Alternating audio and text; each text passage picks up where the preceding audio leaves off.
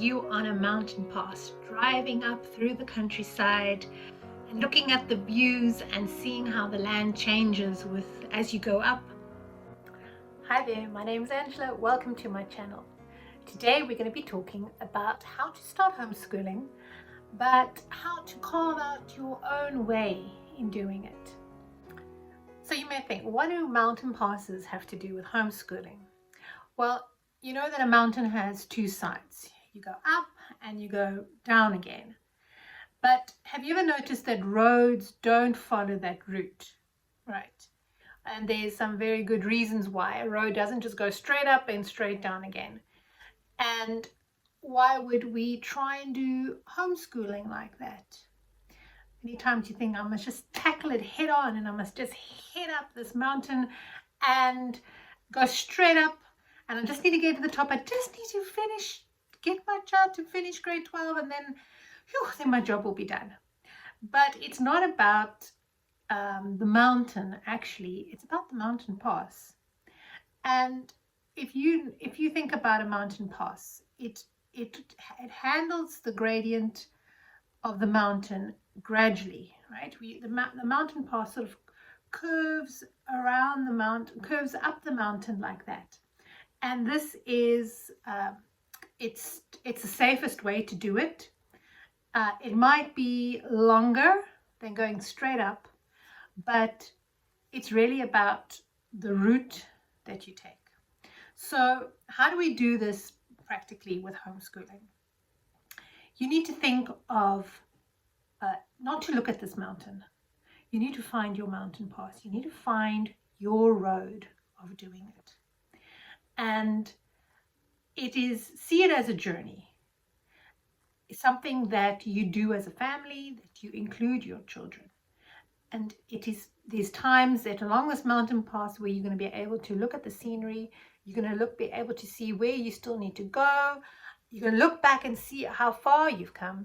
There are rest points along a mountain pass where you can just pause and rest, and that's important. You know, with schooling, you have school holidays, but with homeschooling, it's different. So sometimes we need to pause. There's lots of things that happen in the day.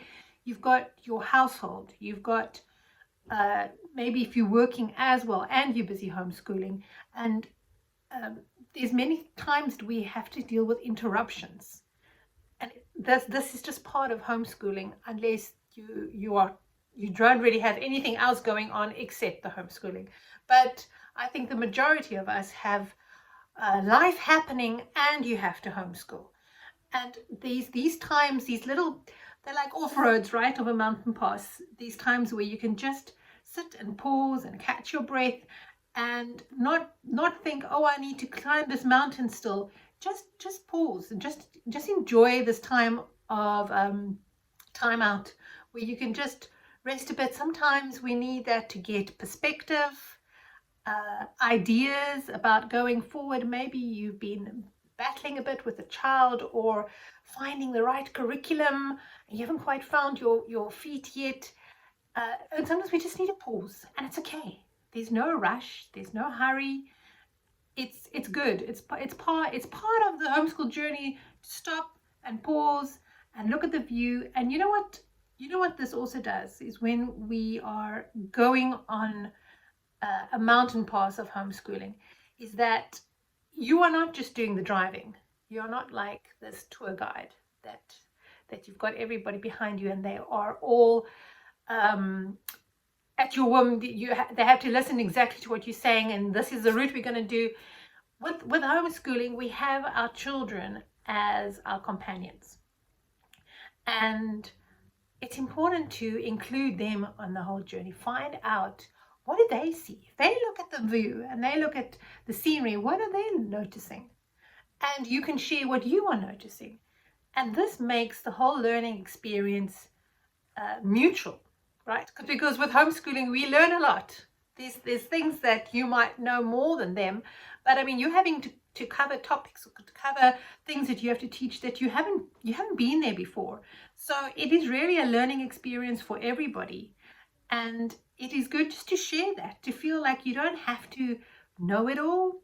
You don't have to have been a teacher. You don't have to be an expert in a subject. You're really learning with your children. So practically speaking, there are four points that I'd like to just make regarding homeschooling and the mountain pass of it. As I mentioned before, don't look at the mountain. Look for your mountain pass. Look for your route. And it's going to be different for each one. It's going to have a different gradient to each person. And you're going to go at a different pace to everyone. And that's okay. That's the whole thing about homeschooling, is that you don't have to follow a particular way of doing it, because you are different, your family is different, and your children are different to everybody else. And that is why we choose this, is that we can cater everything to make it suitable for us and our families. And so that's the first point. I'd say, don't look at this mountain of concept of homeschooling, but look for your mountain pass. And the second point is, look for ways in how to include your children.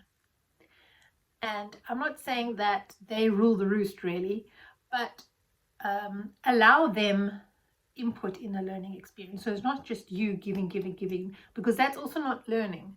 Learning is really presenting a topic or presenting a concept, and just like when the children were little and they had like their Play-Doh in their hands, it's really, you work with it. And as you work at things sort of like start forming, and understanding comes, and questions come, and sometimes you have to go down like a little rabbit trail, trail of this reminded me of that, and you can go down there if you feel like, okay, this is not a distraction, but it's all part of learning, and to include them in that. And as you go along your mountain pass, look for the small milestones, these small successes, and celebrate them. Enjoy them as a family. Sometimes go out and have a milkshake, or do something, and because we need that, because many times we are not involved in a testing or an assessment based way of homeschooling. You don't need that, because you can see exactly where your children are at. But we sometimes have to pause and just think, oh, you know what, we're not where we were a few months ago. My child has actually learned that, and you can share that with them and say, look how far you've come. So think about the little milestones along the way. Yeah, and the fourth point I would say is similar to that, is just look back and see how far you've come. It might not seem that, especially if you're starting out and you feel like, oh, everything's a little bit of a mess and it's chaos, I can't get into a routine. That's fine. You're just at the bottom of this mountain pass, and as you start climbing, you'll start seeing that you've made progress. But don't feel like nothing's happened. You're already here. You're already at this point, and that's great. If I can just share a bit about my own journey and how I started, maybe it can help you see how you can formulate your own mountain pass up in this mountain of homeschooling. So I have been homeschooling right from the get-go. So when I started homeschooling, I was fortunate enough to have others around me that had already been homeschooling for a while. And there was this table, we had a get-together, and there was this table filled with resources and curriculum, and it can be really quite overwhelming if you are just starting and you don't really know what to look out for. But I came to this table, and there was this big file of a curriculum, and I think I'm quite a visual learner, or how things look visually is important to me.